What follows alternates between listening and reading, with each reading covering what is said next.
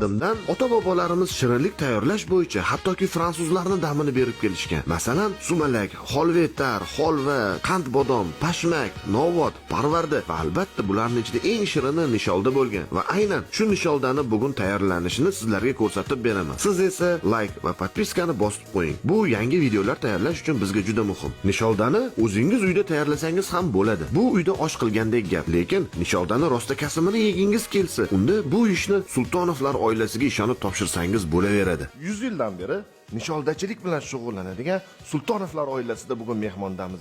Sizlarga nisholda tayyorlanish jarayonlarini ko'rsatib beramiz. Nisholdani shirasi o'tkir bo'lib qolmasligi uchun qiyomini juda ehtiyot bo'lib me'yorda qaynatish kerak ekan. Nisholdani foydali sifatlarini saqlab qolish uchun esa uni albatta mis qozonda quritilgan chiy-cho'p bilan tayyorlash kerak ekan. Unda boshladik. Birinchi tuxumni oqini solamiz. Ketidan yetmakni suvini solib 40-50 daqiqa to'xtamasdan aralashtirish kerak ekan. Qozondagi bu oddiy qorishma 1 soat aylantirish natijasida oppoq bulutdek ko'pikka aylandi. Ajoyib-a?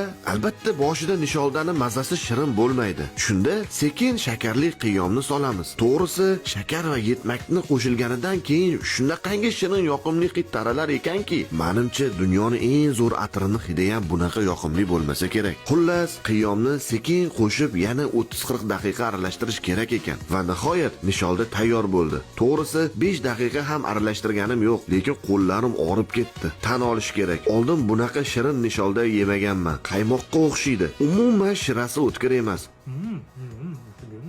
Tomoqni ham og'ritmaydi. Qoshiqda yuk ham qolmaydi. Xullas, originali baribir boshqacha bo'lar ekan. Agar siz ham original nisholda yegingiz kelsa, Sultonovlar oilasiga murojaat qilsangiz bo'ladi. Manzil va telefon raqamlarini Telegram kanalimizdan ko'rsangiz bo'ladi.